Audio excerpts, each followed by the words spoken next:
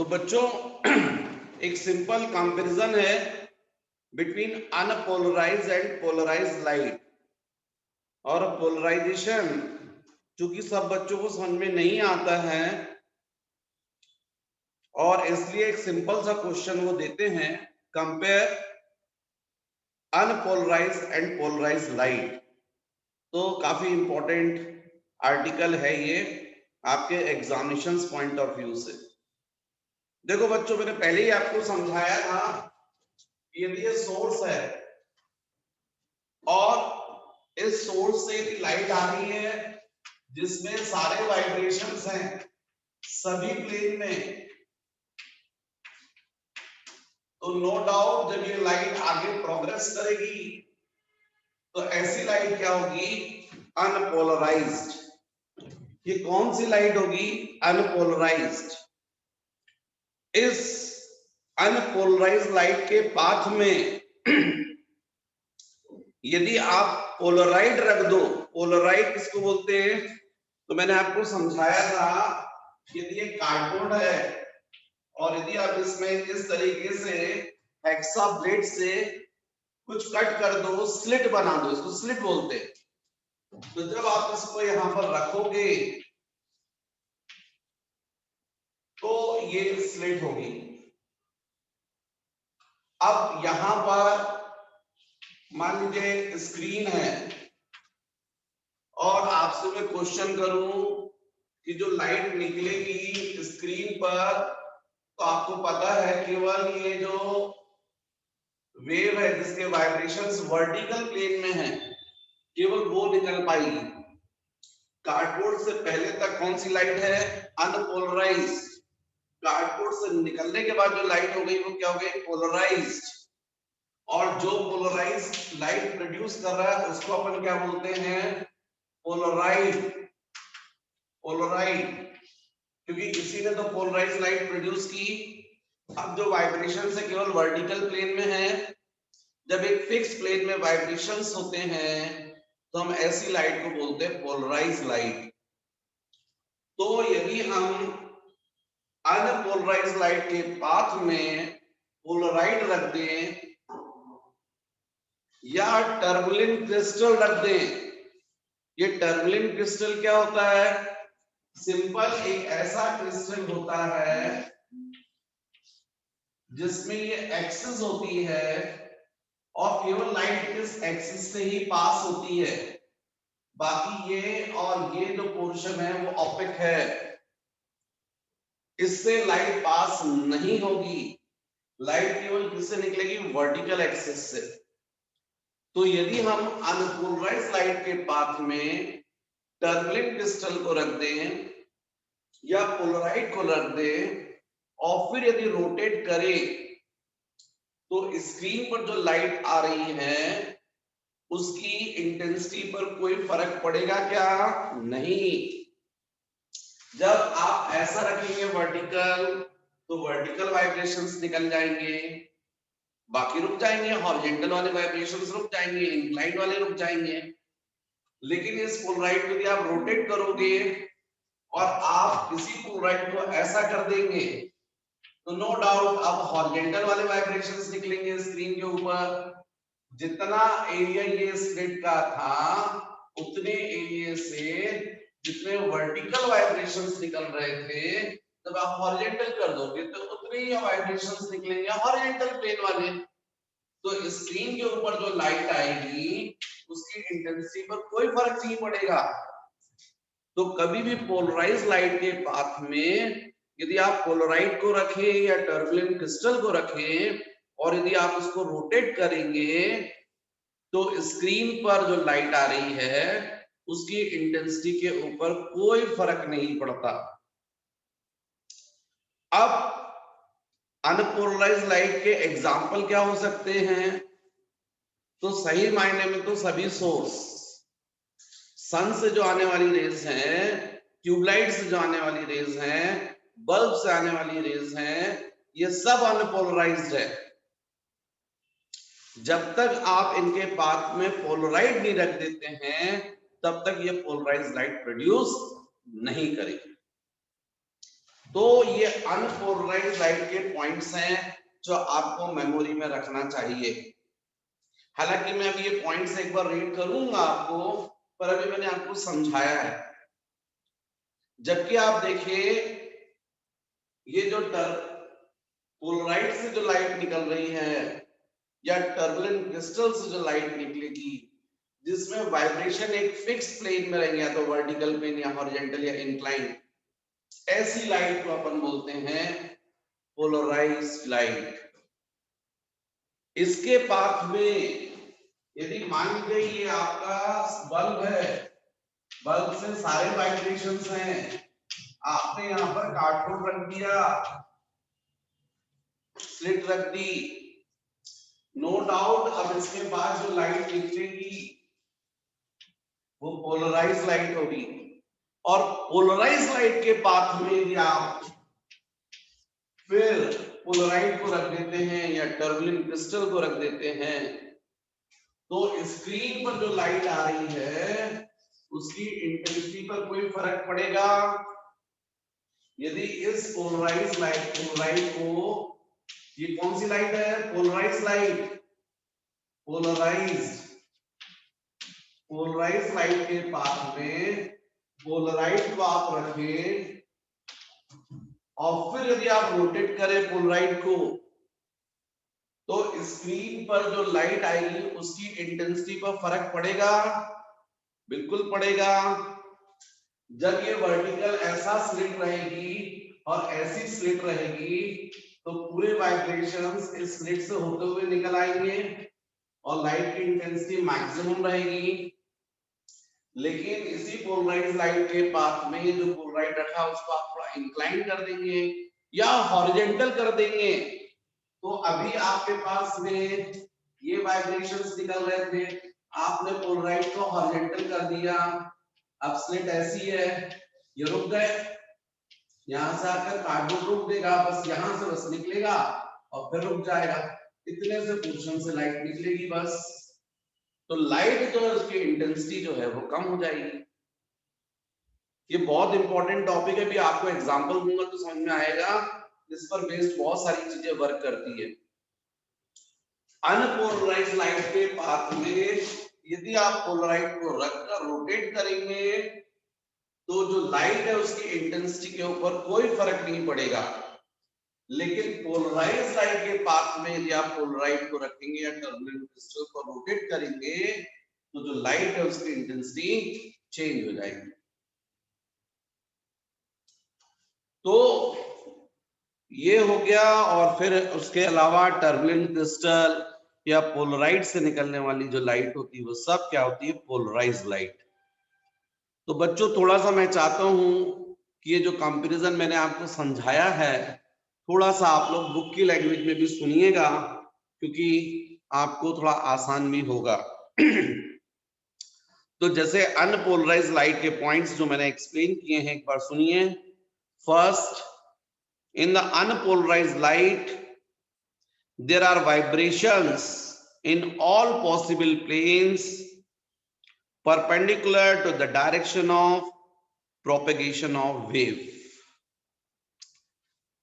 यही समझाया था मैंने आपको भाई, direction of propagation of wave हो गया, ये मूव कर रही है, ये लाइट जो है ये क्या हो गया? Direction of propagation of wave. और कौन से वाइब्रेशन? सब है, वर्टिकल भी, ये भी horizontal. Vertical vibration, horizontal vibrations, inclined vibration, सारे वाइब्रेशंस हो अनपोलराइज्ड लाइट में। Second, after passing the unpolarised light through a rotating turbulent crystal, there is no variation in the intensity of light transmitted from the turbulent crystal। ये भी समझा दिया मैंने आपको। Third, the light obtained from the sources such as electric bulb, tube light, etc. is the unpolarized light। जबकि polarised light के points भी मैंने एक्सप्लेन किया आपको। In the polarized light, there are vibrations only in one definite plane, perpendicular to the direction of propagation of wave.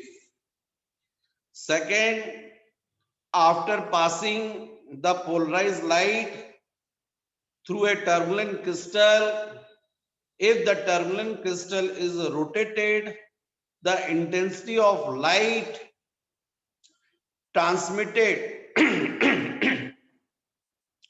from the turbulent crystal varies, change हो जाएगी, मैंने आपको बताया था. Third, the light transmitted on passing the unpolarized light through a turbulent crystal or polarized is the polarized light. तो बस बच्चों ये तीन पॉइंट्स यदि आप लिख देंगे तो सिंपल कंपैरिजन हो जाएगा अनपोलराइज्ड और पोलराइज्ड लाइट का.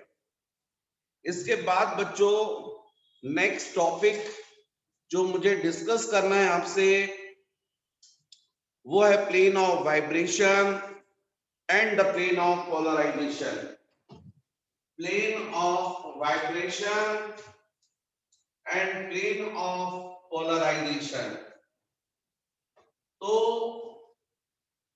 जब अनपोलराइज्ड लाइट को, ये अनपोलराइज्ड लाइट है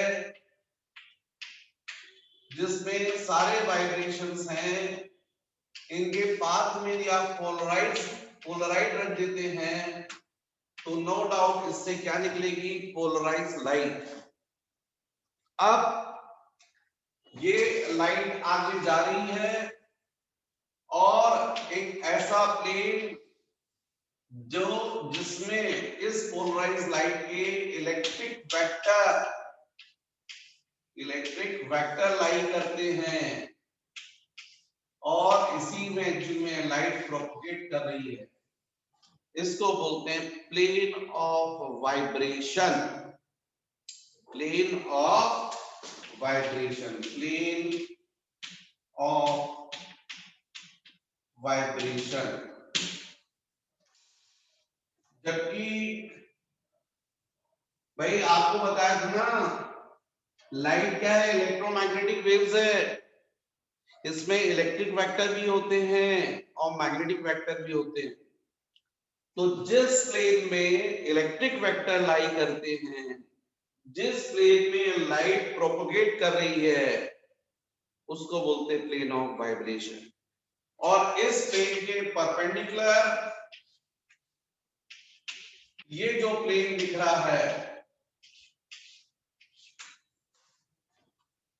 प्लेन ऑफ वाइब्रेशन के परपेंडिकुलर जो प्लेन दिख रहा है, आप इसको बोलते हैं प्लेन ऑफ पोलराइजेशन.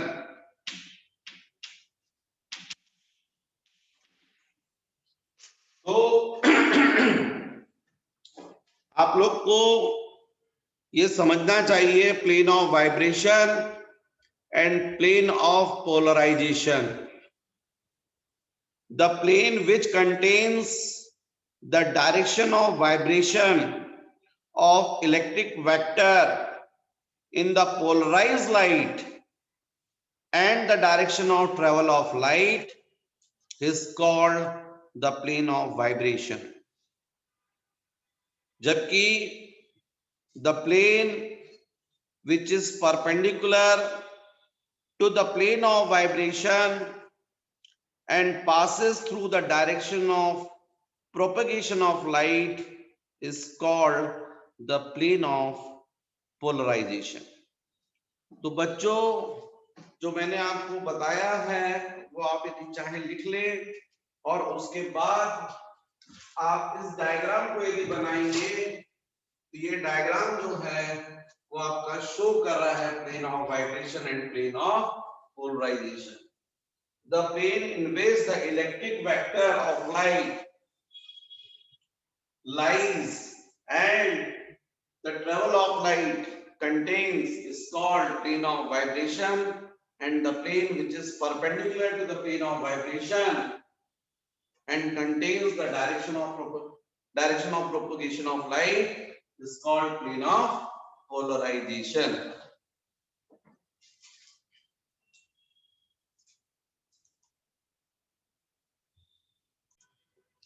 नेक्स्ट आपको समझना होगा पोलराइजिंग एंगल और ब्रिस्टर्स एंगल। तो जैसे बच्चों ग्लास है या वाटर है, यदि उस सरफेस पर आप रे इंसिडेंट करते हैं, लाइट इंसिडेंट करते हैं, तो लाइट मतलब डायरेक्ट जैसे सन से लाइट आ रही है, बल्ब से लाइट आ रही है, नो डाउट अनपोलराइज होगी, उसमें सारे वाइब्रेशंस होंगे। और अनपोलराइज लाइट को अपन इस तरीके से शो करते हैं, एरो भी बताते हैं, डॉट भी बताते हैं, और इसको देख के आप समझ जाते हैं कि अनपोलराइज लाइट है। तो जब आप ये लाइट को किसी सरफेस पर इंसिडेंट करते हैं, तो आप लोगों ने प्रैक्टिकली देखा होगा, पार्शियली रिफ्लेक्शन भी होता है और पार्शियली रिफ्रैक्शन भी होता है। आप gradually angle of incidence increase करते जाएं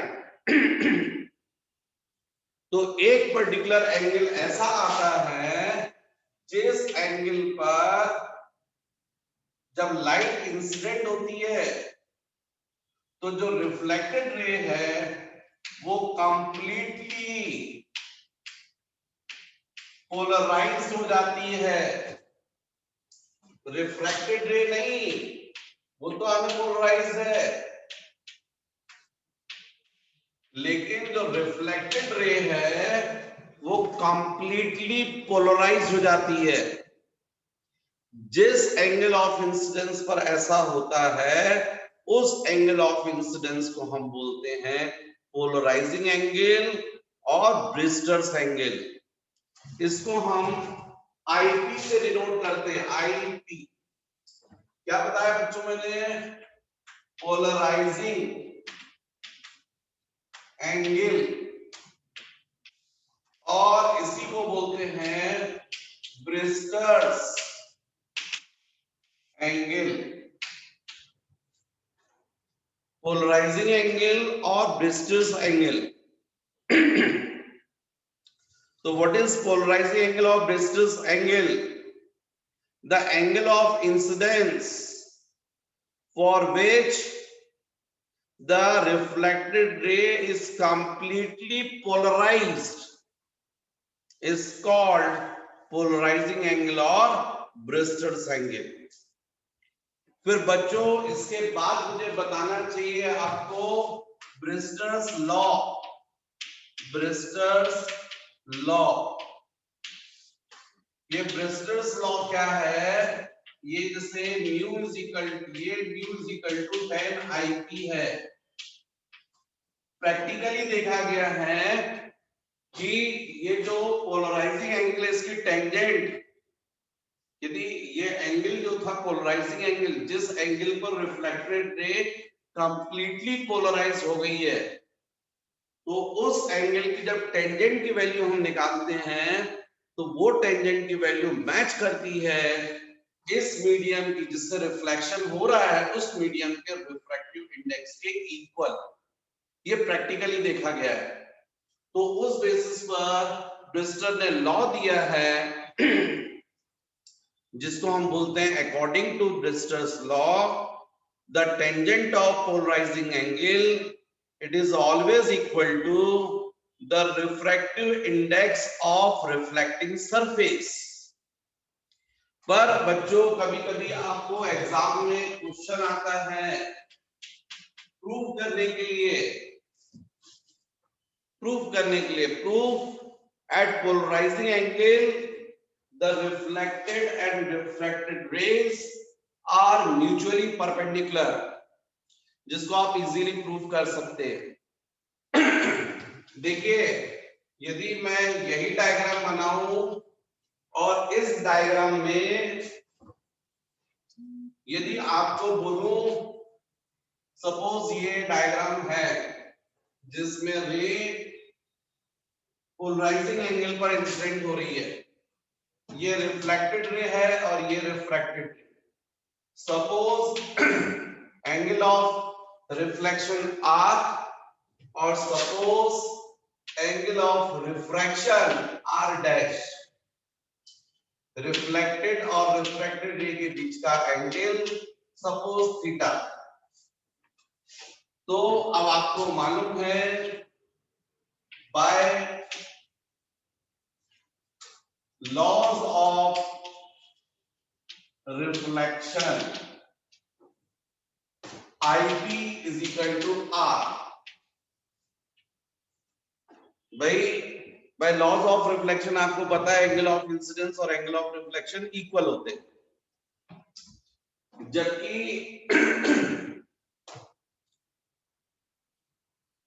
यदि मैं बोलूं बाय टेंजेंट लॉ, थोड़ा सा रुकिए इसको, है ना, अपन बोलते हैं बाय स्नेल्स लॉ,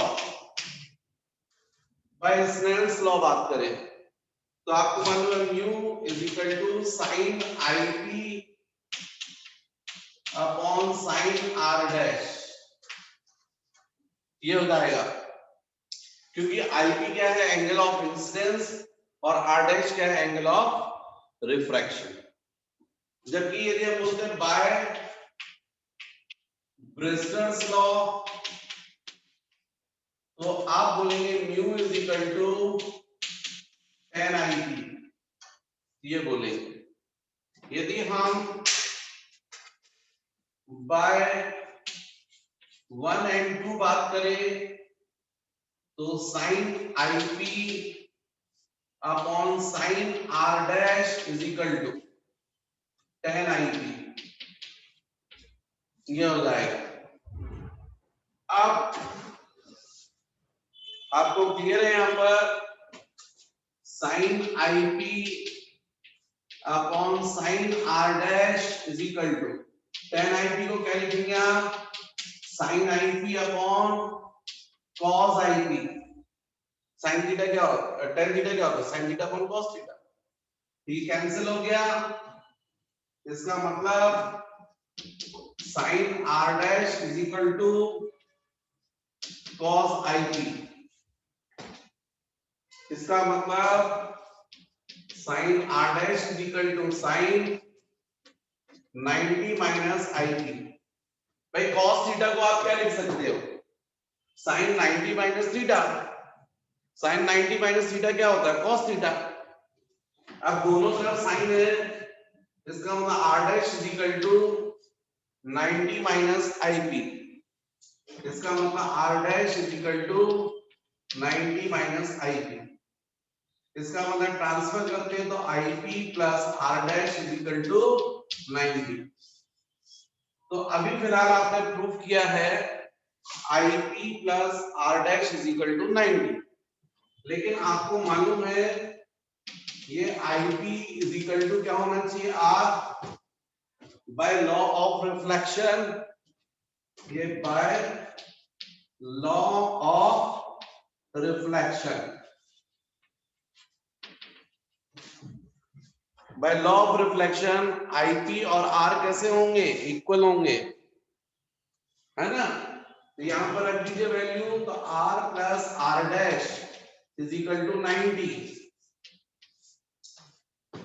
अब आपको क्लियर दिखा है ये नॉर्मल है, मतलब R plus theta plus R dash, R plus theta plus R dash, पूरा एंगल, तीनों एंगल को ऐड कर देंगे तो क्या आ जाएगा 180।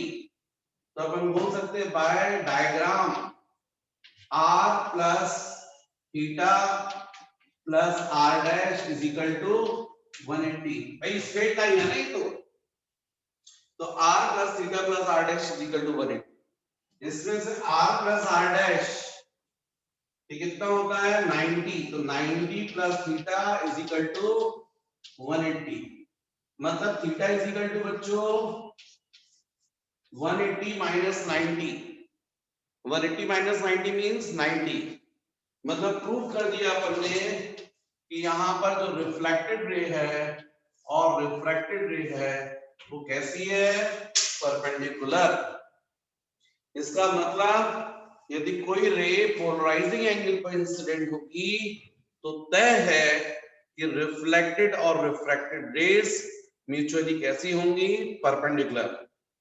तो बच्चों मैं साइड में हट जाता हूं ताकि आपको पूरा वीडियो दिखे। यदि आप नोट करना चाहें तो पॉज करके नोट कर सकते हैं।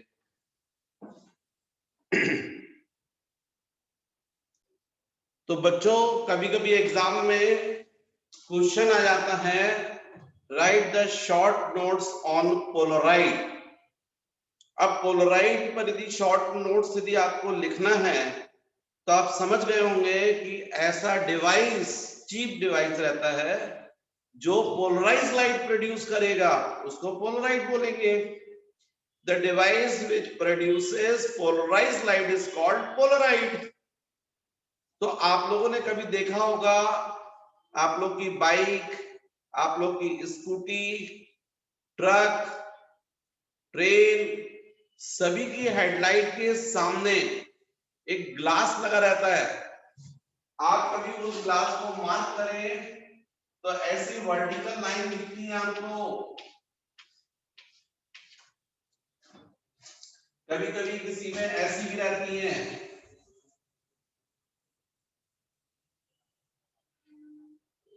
तो एक्चुअली में ये क्या करती है, ट्रक आ रहा है, ट्रक की मान लीजिए हेडलाइट, उसका ग्लास फूट गया है, बल्ब जल रहा है, और फिर यदि आप खड़े होंगे तो आपके ऊपर जब लाइट आएगी तो कौन सी लाइट होगी, अनपोलराइज्ड।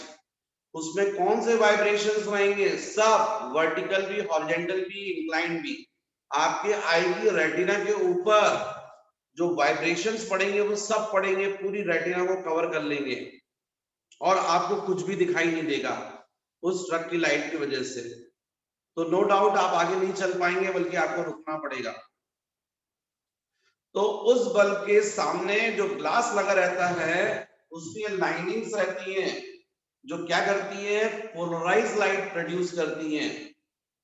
आपने देखा होगा ऑफिसेज में ऐसे ग्लास लगे रहते हैं जिसमें लोग यदि ऑफिस के अंदर बैठे हुए हैं तो बाहर के लोग को तो देख लेते हैं, लेकिन बाहर के लोग अंदर के लोगों को नहीं देख पाते, ऑफिस में कौन बैठा नहीं देख पाते हैं।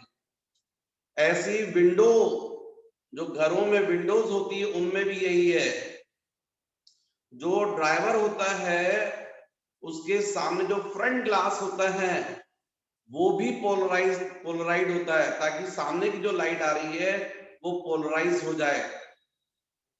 तो एक सिंपल सा कॉन्सेप्ट है बच्चों, नेट, मच्छरदानी के अंदर यदि आप बैठे हो और कोई बाहर खड़ा हुआ है तो बाहर के व्यक्ति को आप क्लियर देख लेते हो, पर वो व्यक्ति मच्छरदानी के अंदर जो बैठा हुआ व्यक्ति उसको उतना क्लियर नहीं देख पाता।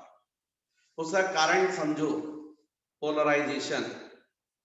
जो मच्छरदानी के अंदर बैठा हुआ है और कोई व्यक्ति यदि बाहर खड़ा है, उसके ऊपर ट्यूबलाइट रेज गई या सन रेज गई, वहां से रिफ्लेक्ट होकर नेट के अंदर एंटर कर रही हैं। जब नेट के अंदर आएंगी तो डेफिनेटली क्या हो जाएगा, पोलराइजेशन। कितने बार हुआ, एक बार, और इसलिए ये नेट के अंदर वाले व्यक्ति ने बाहर वाले व्यक्ति को देख लिया। लेकिन जो बाहर खड़ा हुआ व्यक्ति है वो अंदर वाले व्यक्ति को नहीं देख पा रहा। क्यों नहीं देख पा रहा, क्योंकि ट्यूबलाइट की जो लाइट है पहले नेट क्रॉस करके अंदर वाले व्यक्ति के ऊपर जाएगी, फिर वहां से रिफ्लेक्ट होगी, फिर नेट को क्रॉस करेगी, तब बाहर वाले व्यक्ति के आई में जाएगी। मतलब कितने बार पोलराइजेशन हुआ, 2 बार। मैक्सिमम वाइब्रेशंस रिस्ट्रिक्ट हो जाते हैं और इसलिए बाहर खड़ा हुआ व्यक्ति नेट के अंदर वाले व्यक्ति को क्लियर देख नहीं पाता। तो ये है बच्चों पोलराइड का खेल। और इसी कॉन्सेप्ट पर जो ऑफिसेस के ग्लासेस होते हैं वो बनते हैं, घरों की जो विंडोज होती हैं उनके ग्लास बनते हैं, और ये सब पोलराइड होते हैं। तो बच्चों ये वेव ऑप्टिक्स आपका फिनिश। अब अपन को न्यू वीडियो में देखना चाहिए मॉडर्न फिजिक्स।